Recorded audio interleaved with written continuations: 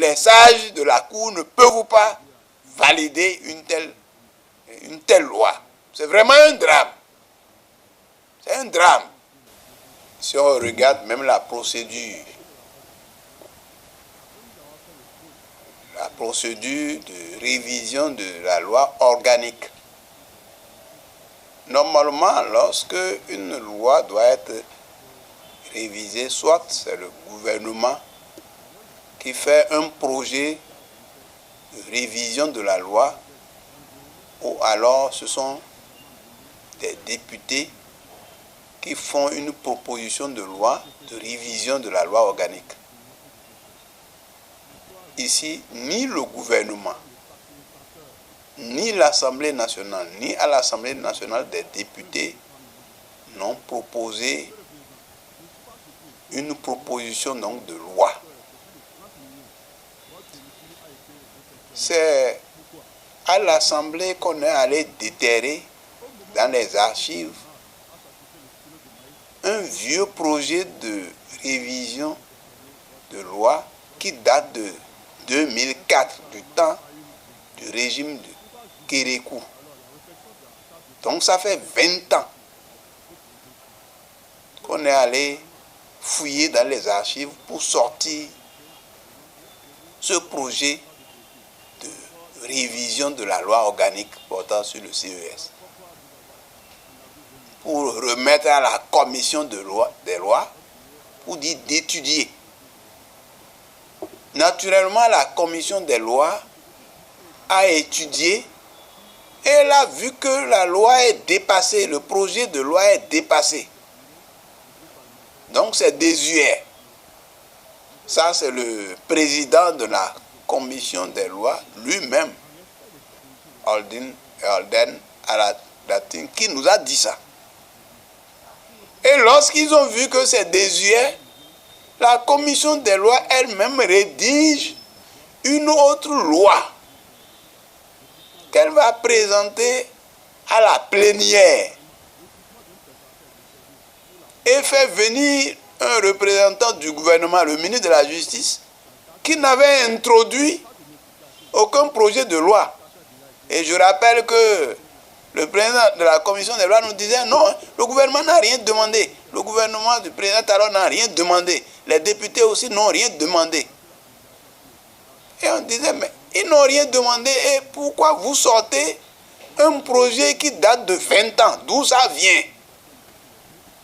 Et d'où le ministre de la Justice vient pour défendre ce projet qui date de 20 ans et qui est dépassé, et vous rédigez une autre loi.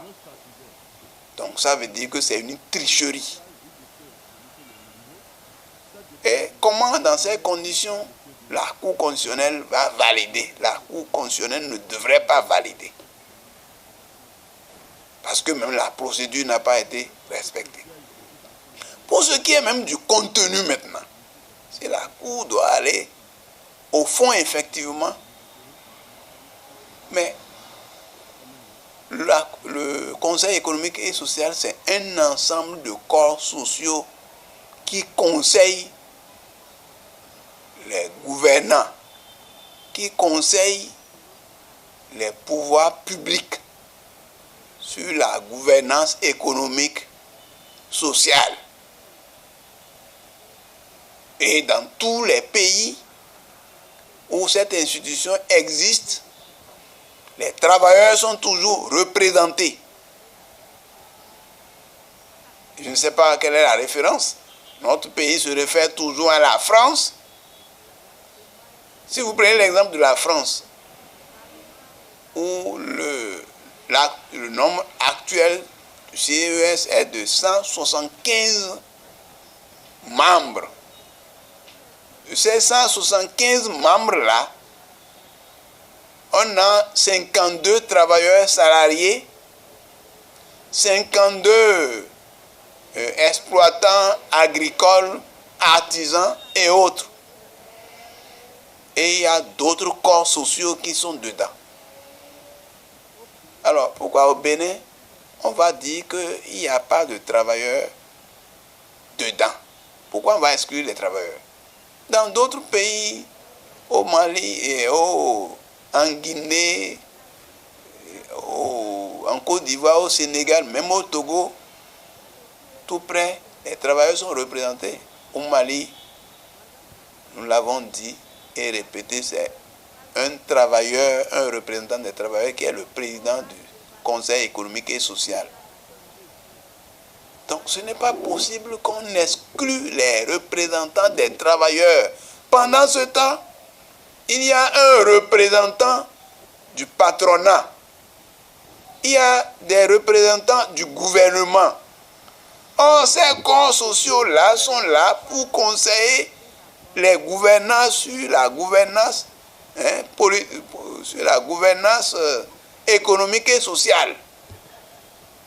Les travailleurs qui sont des producteurs, mais eux, ils ne peuvent pas conseiller. Ils ne vont pas parler de leur vie, de leurs conditions de vie et de travail. Donc, c'est tout simplement une volonté d'exclure les travailleurs. Lorsque nous avons appris que le projet de loi déterré frauduleusement a été programmé, nous avons écrit en urgence au président de l'Assemblée qui nous a invités et nous a fait recevoir par le président de la commission des lois qui n'a pas pu nous convaincre. Lui-même nous a dit que c'est un vieux projet qui est désuet et qu'ils ont rédigé une autre loi, un autre texte. Alors, c'est au retour que nous avons écrit au président de la République pour protester contre ce contenu-là, cette loi qui venait d'être votée, et demander au président de prendre en compte le contenu normal d'un conseil économique et social où il doit avoir des travailleurs.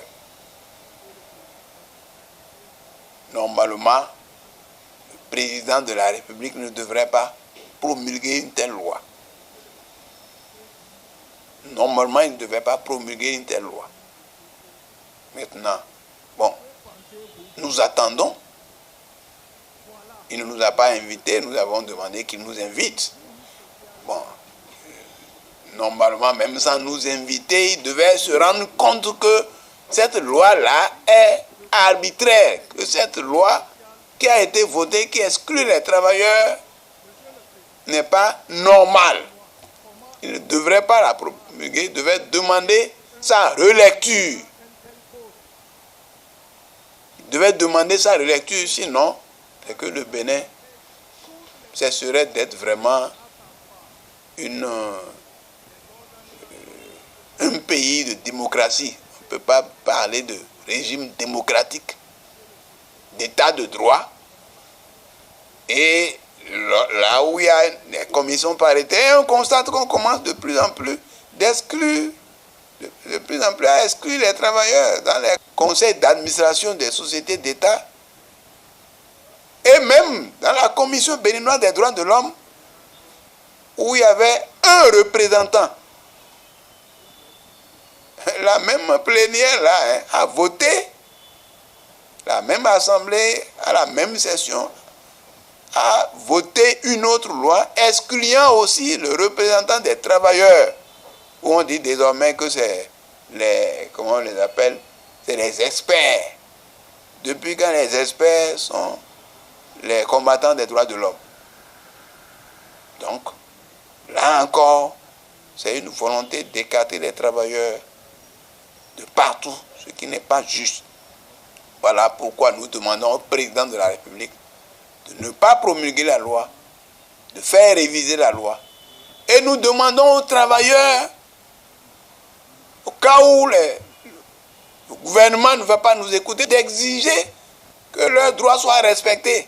Il ne faut pas se contenter de dire « Ah non, c'est le CES, qu'est-ce que ça fait? Quel était son rôle? Qu'est-ce que ça défend pour les travailleurs ?» Non, c'est le principe qu'il faut défendre. Parce qu'on est en train d'écarter les travailleurs de partout. Or, c'est leur droit. On les écarte du CES, on les écarte de la Commission béninoise des droits de l'homme, on commence par les écarter petit à petit des conseils d'administration des sociétés d'État. Bientôt, on va cesser, même on va faire dissoudre la commission de négociation, il n'y aura plus de négociation. Pendant 5 ans, le comité paritaire était pratiquement suspendu. Nous venons de reprendre.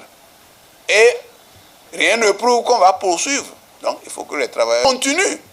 Parce que les travailleurs, effectivement, ont commencé par se lever. Et on a vu comment ils se sont levés pour réclamer qu'on leur octroie le carburant au niveau des ministères. Et ça a marché. On a vu comment donc les enseignants sont levés, ils ont fait grève, ils ont fait sit-in. Et il y a eu un peu de ça. On a satisfait un peu les AME en améliorant leurs revenus. Sauf qu'il reste leur reversement. Il faut qu'ils poursuivent donc le combat pour la satisfaction de leurs revendications. Les sages de la Cour ne peuvent pas valider une telle loi. C'est vraiment un drame. C'est un drame. Si on regarde même la procédure de révision de la loi organique. Normalement, lorsque une loi doit être révisée, soit c'est le gouvernement qui fait un projet de révision de la loi, ou alors ce sont des députés qui font une proposition de loi de révision de la loi organique. Ici, ni le gouvernement, ni l'Assemblée nationale, ni à l'Assemblée nationale des députés n'ont proposé une proposition donc de loi. C'est à l'Assemblée qu'on est allé déterrer dans les archives un vieux projet de révision de loi qui date de 2004, du temps du régime de Kérékou. Donc ça fait 20 ans qu'on est allé fouiller dans les archives pour sortir ce projet de révision de la loi organique portant sur le CES. Pour remettre à la commission des lois pour dire d'étudier.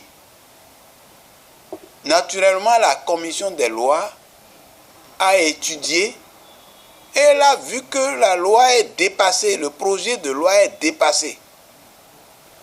Donc c'est désuet. Ça, c'est le président de la commission des lois lui-même, Alden Alatin, qui nous a dit ça. Et lorsqu'ils ont vu que c'est désuet, la commission des lois elle-même rédige une autre loi qu'elle va présenter à la plénière et fait venir un représentant du gouvernement, le ministre de la Justice, qui n'avait introduit aucun projet de loi. Et je rappelle que le président de la commission des lois nous disait non, le gouvernement n'a rien demandé. Le gouvernement du président Talon n'a rien demandé. Les députés aussi n'ont rien demandé. Et on disait, mais ils n'ont rien demandé. Et pourquoi vous sortez un projet qui date de 20 ans? D'où ça vient? Et d'où le ministre de la Justice vient pour défendre ce projet qui date de 20 ans et qui est dépassé, et vous rédigez une autre loi. Donc ça veut dire que c'est une tricherie. Et comment dans ces conditions la Cour constitutionnelle va valider? La Cour constitutionnelle ne devrait pas valider. Parce que même la procédure n'a pas été respectée. Pour ce qui est même du contenu maintenant, si la Cour doit aller au fond effectivement, mais le Conseil économique et social, c'est un ensemble de corps sociaux qui conseillent les gouvernants, qui conseillent les pouvoirs publics sur la gouvernance économique, sociale. Et dans tous les pays où cette institution existe, les travailleurs sont toujours représentés. Je ne sais pas quelle est la référence. Notre pays se réfère toujours à la France. Si vous prenez l'exemple de la France, où le nombre actuel du CES est de 175 membres. De ces 175 membres-là, on a 52 travailleurs salariés, 52 exploitants agricoles, artisans et autres. Et il y a d'autres corps sociaux qui sont dedans. Alors, pourquoi au Bénin, on va dire qu'il n'y a pas de travailleurs dedans? Pourquoi on va exclure les travailleurs? Dans d'autres pays, au Mali et en Guinée, en Côte d'Ivoire, au Sénégal, même au Togo, tout près, les travailleurs sont représentés. Au Mali, nous l'avons dit et répété, c'est un travailleur, un représentant des travailleurs qui est le président du Conseil économique et social. Donc ce n'est pas possible qu'on exclue les représentants des travailleurs. Pendant ce temps, il y a un représentant du patronat. Il y a des représentants du gouvernement. Or, ces corps sociaux-là sont là pour conseiller les gouvernants sur la gouvernance, sur la gouvernance économique et sociale. Les travailleurs qui sont des producteurs, ben, eux, ils ne peuvent pas conseiller. Ils ne vont pas parler de leur vie, de leurs conditions de vie et de travail. Donc, c'est tout simplement une volonté d'exclure les travailleurs. Lorsque nous avons appris que le projet de loi déterré frauduleusement a été programmé, nous avons écrit en urgence au président de l'Assemblée qui nous a invités et nous a fait recevoir par le président de la commission des lois qui n'a pas pu nous convaincre. Lui-même nous a dit que c'est un vieux projet qui est désuet et qu'ils ont rédigé une autre loi, un autre texte. Alors, c'est au retour que nous avons écrit au président de la République pour protester contre ce contenu-là, cette loi qui venait d'être votée, et demander au président de prendre en compte le contenu normal d'un conseil économique et social où il doit avoir des travailleurs. Normalement, le président de la République ne devrait pas promulguer une telle loi. Normalement, il ne devait pas promulguer une telle loi. Maintenant, bon, nous attendons. Il ne nous a pas invités, nous avons demandé qu'il nous invite.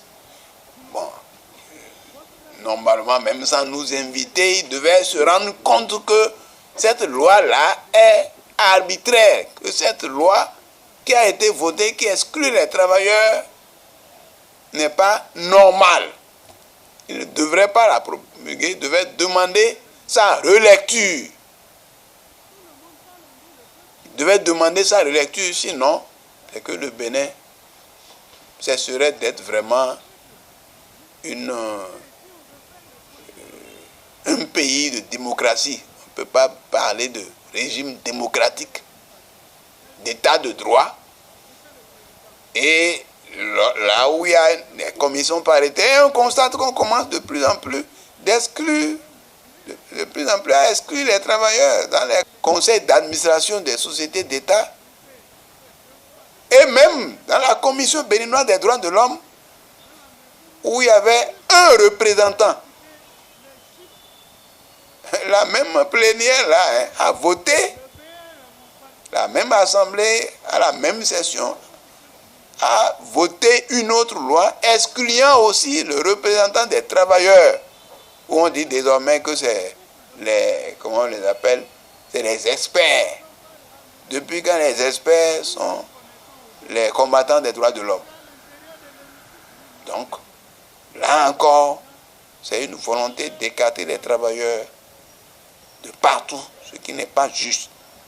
Voilà pourquoi nous demandons au président de la République de ne pas promulguer la loi, de faire réviser la loi. Et nous demandons aux travailleurs, au cas où le gouvernement ne va pas nous écouter, d'exiger que leurs droits soient respectés. Il ne faut pas se contenter de dire « Ah non, c'est le CES, qu'est-ce que ça fait? Quel était son rôle? Qu'est-ce que ça défend pour les travailleurs ?» Non, c'est le principe qu'il faut défendre. Parce qu'on est en train d'écarter les travailleurs de partout. Or, c'est leur droit. On les écarte du CES, on les écarte de la Commission béninoise des droits de l'homme, on commence par les écarter petit à petit des conseils d'administration des sociétés d'État. Bientôt, on va cesser, même on va faire dissoudre la commission de négociation. Il n'y aura plus de négociation. Pendant 5 ans, le comité paritaire était pratiquement suspendu. Nous venons de reprendre. Et rien ne prouve qu'on va poursuivre. Donc, il faut que les travailleurs continuent. Parce que les travailleurs, effectivement, ont commencé par se lever. Et on a vu comment ils se sont levés pour réclamer qu'on leur octroie le carburant au niveau des ministères. Et ça a marché. On a vu comment donc les enseignants sont levés, ils ont fait grève, ils ont fait sit-in. Et il y a eu un peu de ça. On a satisfait un peu les AME en améliorant leurs revenus. Sauf qu'il reste leur reversement. Il faut qu'ils poursuivent donc le combat